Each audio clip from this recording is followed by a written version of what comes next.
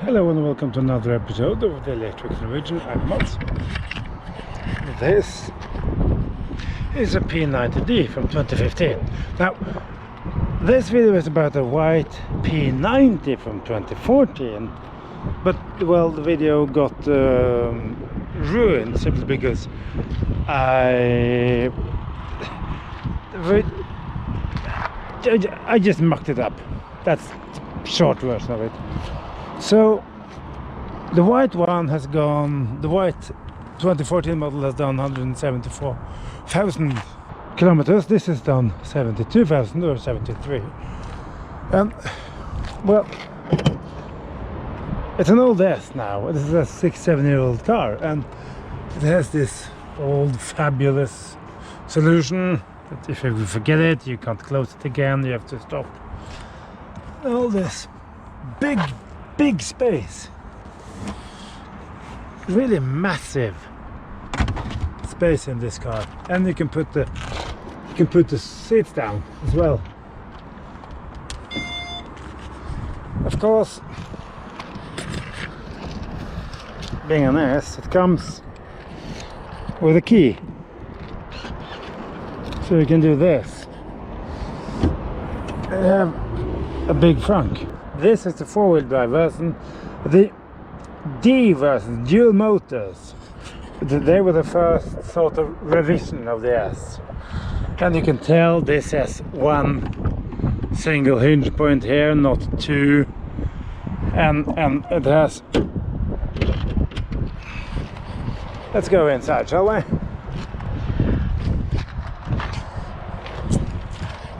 These second generation Tesla seats, which is I'm sure you'll see a lot more sculpted than the first gen seats. The first gen seats are very good, mind you, but they got a lot of flack. These are a lot better, and they also have quite a long seating area. It's longer than in the Model 3, so you have more support for your legs, which is good. Plastics here doesn't feel as cheap as they did in the 14 model. The interior in general feels a little bit better put together, but there's no old cars, and I must say I haven't driven this one. You can see there the odometer. It flows along the road nicely. It's just okay. Yes, it's powerful and quick and all that, but that's sort of a given.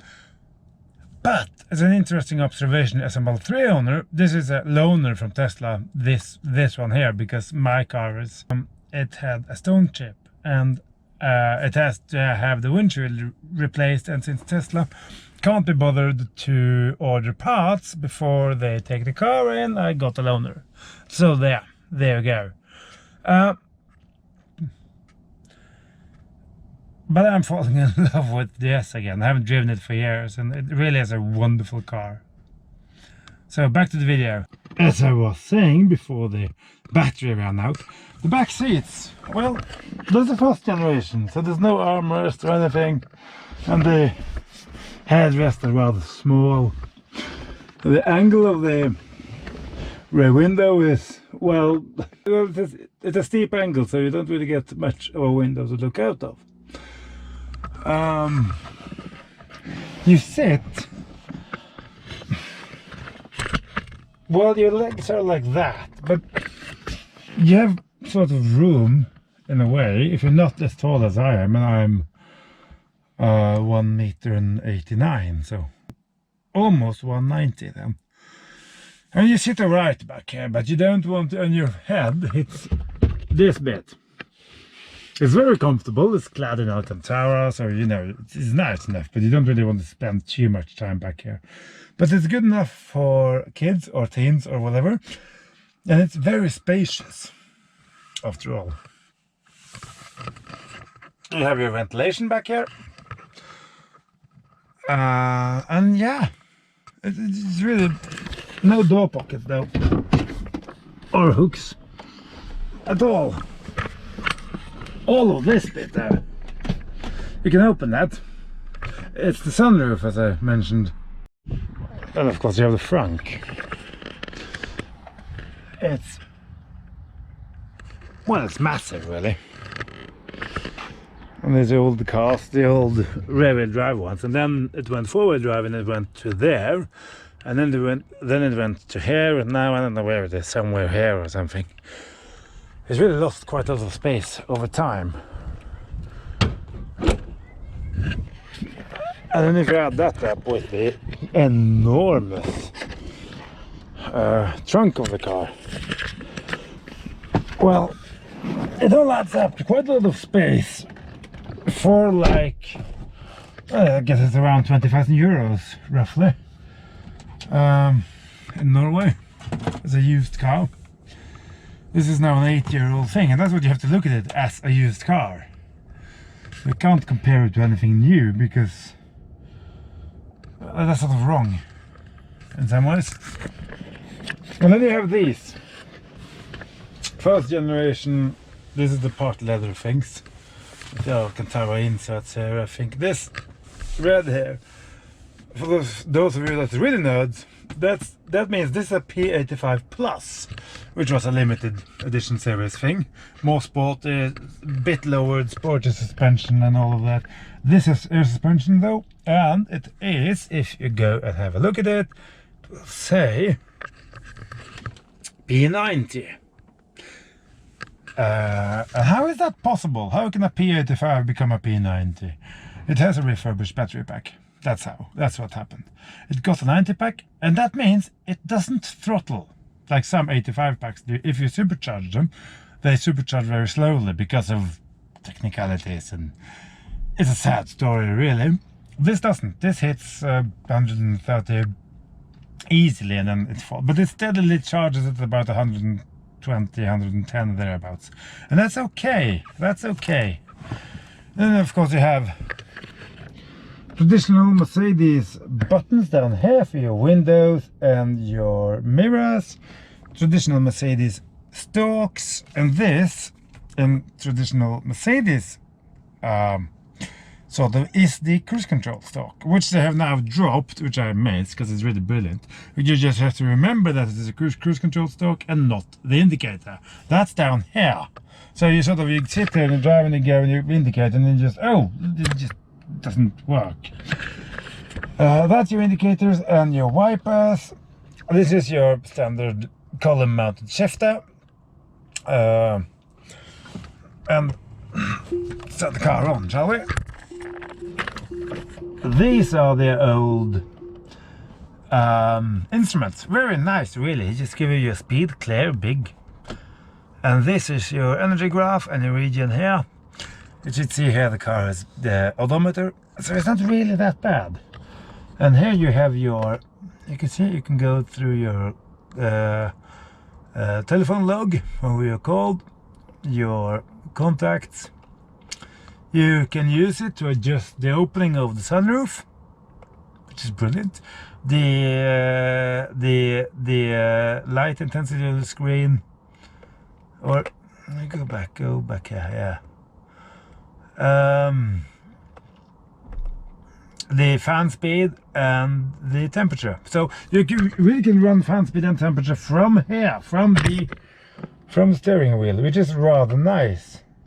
And here you have your scroll and your OK and your voice control.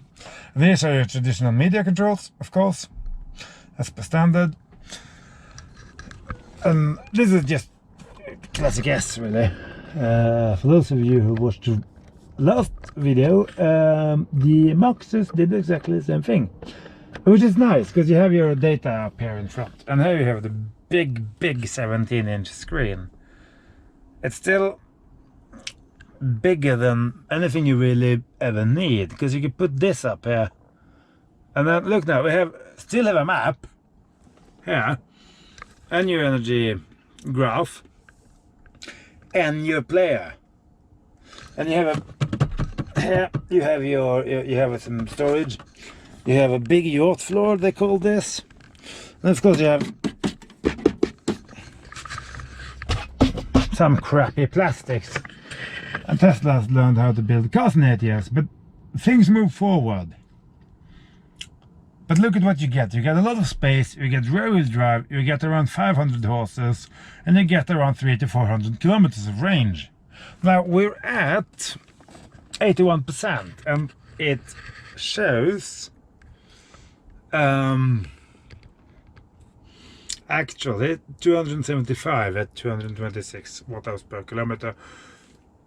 Now, of course, we can get that down. We're going to do this run now, and then we can see what we get it down to. Let's open the sunroof for the sake of fun, really. You can see here, you can put open, and you can select really where you want to open it. And so if I want to put it at 77%,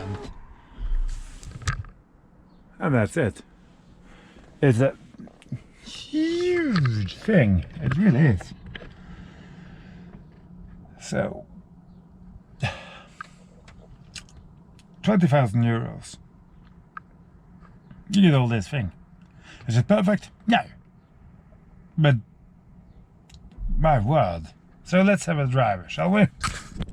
For those of you who noticed, in the interior there is no...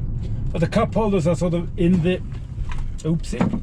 In the armrest, which is a bit faffy when you want to use it as an armrest, but it sort of works. If you want an insert in the yacht floor to lift things up a bit and give you more of a traditional center console thingy, you can get that actually. Several companies made their start making those inserts, and they exist. Yes, there's a bit of tire noise. I'm sure you can hear that. There's also a bit of sound coming from the interior. There is a bit of plastic here. But if you can live with that, this is a beautifully kind of, and there's so much power in this. You just think of it, and then you add it on 20 or 30 kilometers. It's fantastic to be. It's been a while since I drove a, well, not really, I drove the i4 recently. In some ways they're, yeah, similar in some ways, but this is bigger. It's a 5 point, I think it's close to 5 meters of car, if not a bit more than that. Roughly 5 meters and 2 meters wide, 220 actually with the mirrors. It's a lot of car to move about this, but it's not a problem. And the thick steering wheel in this one, it has some feel to it really. It's surprising actually, and the turning is good, and the turning circle of this it's actually less than mine, which is surprising. Because this is a much bigger car. Since it's a performance version, you got all the optional extras, including the carbon fiber in the interior, which is probably proper carbon fiber, I would imagine. There's a lot of plastics in here, but that's not plastics. The seats, I like them. Yes, there's not that much side support in them. That's true. But I drive a Model 3, and we're not very well used to side support in that either, which is strange really. It has air suspension, as I mentioned, but it's still rather stiffly sprung. No, I love air suspension, as some of you maybe know.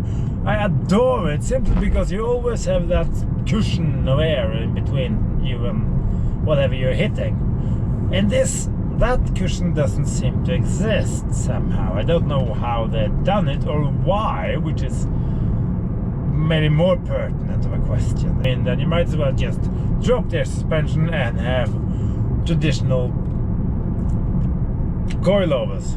But whatever. The nice thing about this is that you can lower and lift the car, and it remembers where you did that. So if you have a, I don't know, difficult driveway or whatever it is, you know, the screen is that sort of way where you notice this isn't the newest and the fastest, because what, the Model 3 and everything, and now runs on AMD Ryzen chips, isn't it? Yeah, I think so. Mine run on an Intel something or other chip. This still runs, as far as I've been able to gather, on the old AMD Tegra 3 chip, which was fancy when the car came in 2012, and I mean, it works. I think they've done something to it, because it isn't quite as slow as I remember them to be. Oh, and this one, the old one, they don't, if you lift off, yes, it has regen, plenty of it, but it doesn't have a hold mode as such. So just where that can't catch you out. It got me out. Since we charged it, we have done 22.7 kilometers, used 6 kilowatt hours, and used 264 watt hours per kilometer, with 79% now. So that's a lot of numbers.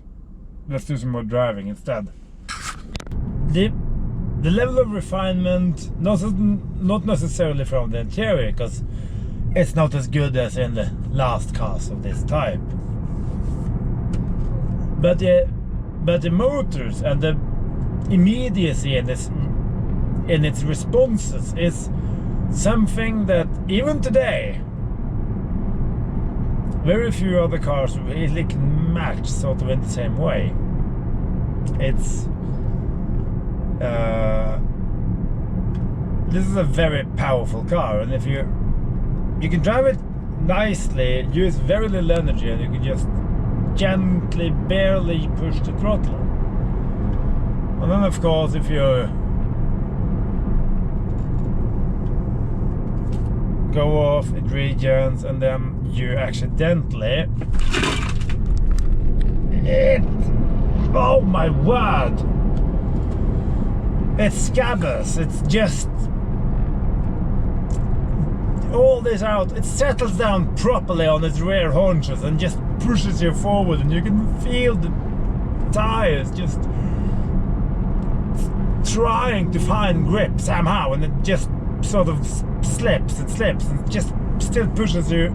It's a really powerful, full-on experience, this one.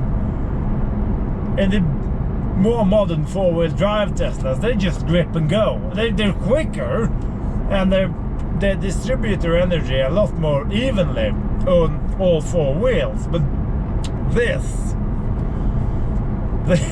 is yeah, this is a more full-on experience. And then the steering in this rear-wheel drive version, because it's uncorrupted by any motors or anything in the front, it feels fabulous. Now, I'm not going to try and be too much of anything, but if you put this thing in low air suspension, and the thing just settles, stiffens up, and I'm not gonna say it's a BMW, because it isn't. But remember how I said the i4 just grips and goes and have this level of feel through? This sort of reminds me of that somehow. It's a ferociously effective thing, this. Yes, you have to live with a level of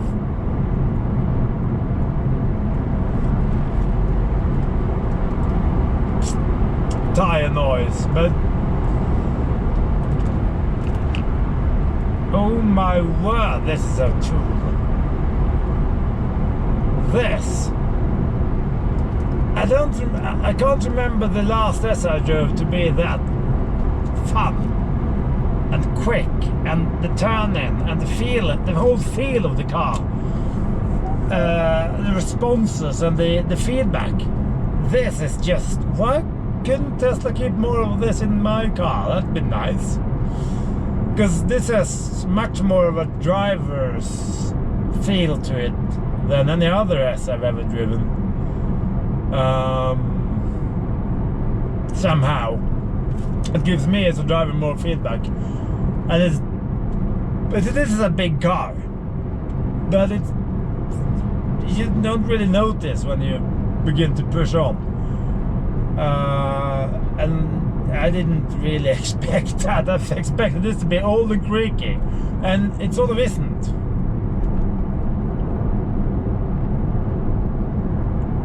Yes, you have a lot of tire noise and wind noise in here, but that's really, it's not that much else. I mean, yes, you can tap around and you can find cheap parts, but most of what you touch in here feels okay. And again, for 20,000 euros, what else do you get that can do this? Nothing. I often say that this car has enough power. But this car has enough power. Because, oh my, well, particularly given its rear-wheel drive, so it behaves differently. Because you can really sense this is rear-wheel drive.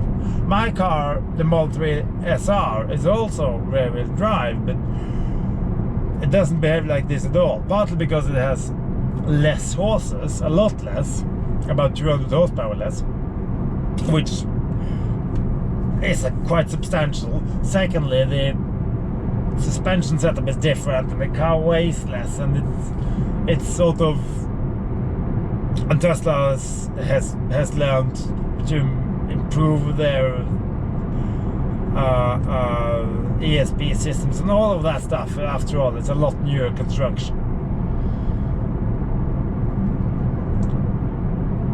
Seats, as I mentioned, they got a lot of flack when they were new.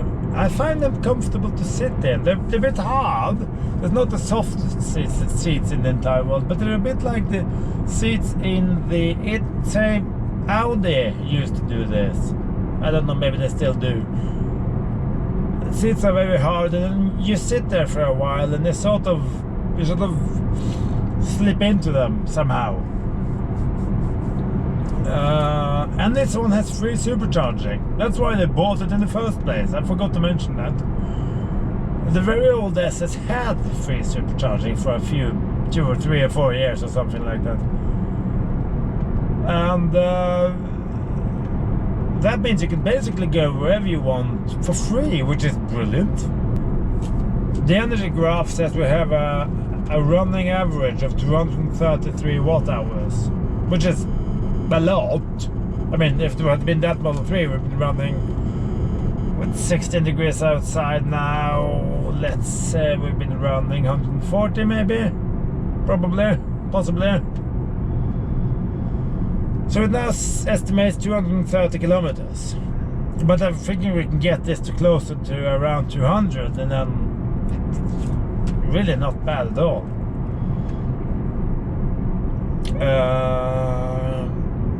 Considering what the i3, well, it was a bit colder then, but still, I never got the i3 below 200, so, you know, it's not that bad. Of course, this being an old S, or an old Tesla, there is no autopilot on this one. It has cruise control. It's not adaptive, it's just stupid, but it's there and it works and it does your thing. No steering, no cameras, nothing. I don't think there's cameras on it anyway, except for the backup camera. But a singular backup camera, mind you. So you don't have the wing mirror cameras, because, well, they don't exist. Apart from tire noise, which was always an Achilles heel of the old S's, particularly for years. It helped after the facelift in 16. It became a bit quieter, and generally the interior here is surprisingly, I want to say, well put together in an American way, if that makes sense. I mean, you really have to have owned a few old American cars to understand that. In Europe, we put together things in a way, a certain way, and it just works. Same with the Japanese. The American way of, because the Americans look at this as a luxury car. It never was a luxury car from a European perspective, because it lacks a whole crap load of equipment, and the build quality was, well, bad, at least in the beginning. But bad compared to what? I had an old Chevrolet Caprice once, a 1977, I think it was a 350 or 355 engine. That's a 5.7 liters V8. the plastic quality of that interior is truly atrociously awful. It makes an iX3 looks fantastic. I mean, it's truly bad, but American interiors are not made to be put together within the nearest millimeter. But they never break down, they never break. They creak and rattle and all of that stuff, but they never break. They really are rather durable, and that's the sort of sense you get in here. So you get through all this space and power and sound system and the decent seats and all of that. And then you have to live with a few creaks and rattles sometimes. Oh, look at that old Ford. Oh my word, that was beautiful. We used to have one of those as a kid. Actually, come to think of it. A Granada. I think it was a Granada. We had two, I think. You never see them anymore. They're also old cars. They're properly old cars, but you know.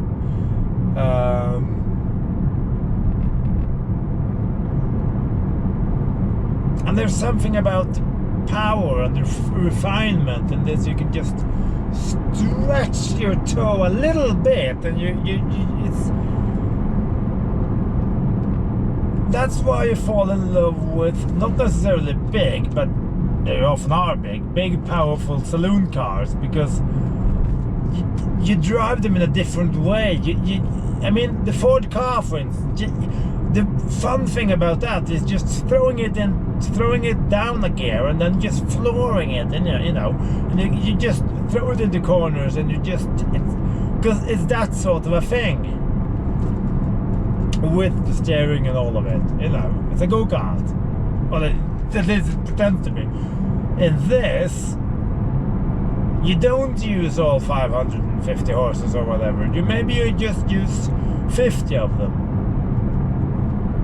most of the time, and then you have everything else in reserve. And then that's why people that don't understand cars say, why don't all cars have 100 horsepower and do 120 kilometers tops? Because we don't need anymore. And that's probably technically true, but at the same time, well, they don't understand the concept of car.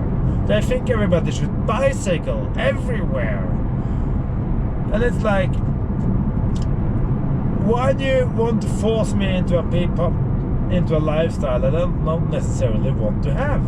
If you don't understand it, that's fine, but you stifle. I mean, we wouldn't have gone to the moon without having someone done something you didn't necessarily need to do. I know it's a daft comparison, but still. And the immediacy of this motor is, it's both very, very immediate, very, very direct, and it's also very smooth. It's fabulous. There's no waiting. You have absolute control over the whole thing in a way that, except for BMW, there's very few other manufacturers that really have this wonderful fine-tuning of the entire electric drivetrain of the car. You can't turn the traction control off in this one. You could in the old SS, and you can here. And well, I tried for a little bit just to see how it behaves, and you have to sort of be on your toes, because I was imagining, well, there's a big long car, and you have some, it warns you, and it really doesn't. A lot of things happen very, very quickly. We're now doing 120, so the noise levels really aren't all that bad. I was also thinking, what other 8-year-old performance car? You're in BMW M5 territory. Granted, the M5 would be quieter than this, a lot quieter probably. But when the price of petrol is well above €2 per liter, then sort of, you would prefer to take the S, I think, a lot. At least I would, because, you know, you wouldn't cry when you fuel it. It still indicates 234 kilometers of range, by the way, and a running average of 214 watt hours. We have, since we charged it, we have had an average of 231 watt hours per kilometer, and we've driven 72 kilometers already, so this is an easy 300 kilometer car. And even now, with, I don't know, let's see if the car has adjusted itself. No, it's still not very low, and it's not uncomfortable. It's not uncomfortable at all. Very low in the suspension of this one is 13 centimeters ground clearance. Now, I would imagine that would make the car unbearably stiff, but it isn't. And if anything, it's almost better than it used to be. And this is just obnoxious. Yeah, I forgot to mention, we have 63% left in the battery. I just told the car to navigate to Berlin, and it estimated 12 hours. But that's not bad. I don't really know how much of the screen you can see, but still, even now, all these years after the program, Project White Star, I think it was started in 2008 or thereabouts, which means that this platform is now 14 years old. Here I have my player, here I have my energy graph, and here I have my map. Why can't more people do this? Not necessarily in a big massive screen like this, but well, that said, several people has. The Hyundai have, you can do more, you can split the screen, you can do it on the VW cars. Still not the same thing. And then you have the brilliant placement of the menu button. And because this car has this screen as a frame, you don't have to look. You know it's exactly there. You find the corner of the screen and you push the button. And that's it. You can really do this in your sleep. We're actually below 200. We're running on average now of 186 watt hours. And a range of around 213 kilometers. And we've done 126 since I unplugged the car earlier today. So yeah, I mean, yes, the most negative thing here is actually mostly the road noise. Other than that, it all works, and it has a CCS upgrade, so you can charge it on everywhere. Actually, that is an 8-year-old car. That's not bad at all. So it still holds up today. After all, and apart from the road noise and the slightly washed out color of the screen, which you can upgrade to a new screen if you want to. It costs you a few €100 or whatever, but still, it's an option.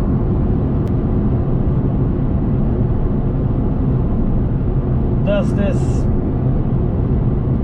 and the lights are very, very bad on these cars. They always were. Get the LED bar on. Just throw a LED bar on it and you're done. What else is wrong? Oh, it doesn't have FM radio or DAB radio because of it had they changed the mirrors. The antennas are in the mirror housings, but you have tune in, and the owner of this car doesn't really bother because you have tune in and you have your Spotify and whatever, you know, you have what you need. But this doesn't run Tidal for some reason. Might have to do with the old infotainment system chip? I don't know. It's not very relevant, I just mentioned it. Well, we're trundling along the last leg here before I deliver the car. We did see, you see the data there, 214.9, consumed 44.6 kilowatt hours, and an average of 207, and the car just raised itself up there because it's stored that it's supposed to do that here, which is a nice thing. The road here is terrible. And we have running averages there of 192, and they still have 100 kilometers and then some left. So this thing, if you want to use this, don't be afraid of them. Give them a test and buy one. They really are very nice. Not perfect, but very nice. So thanks for watching, take care, and I'll see you in the next one. Bye bye.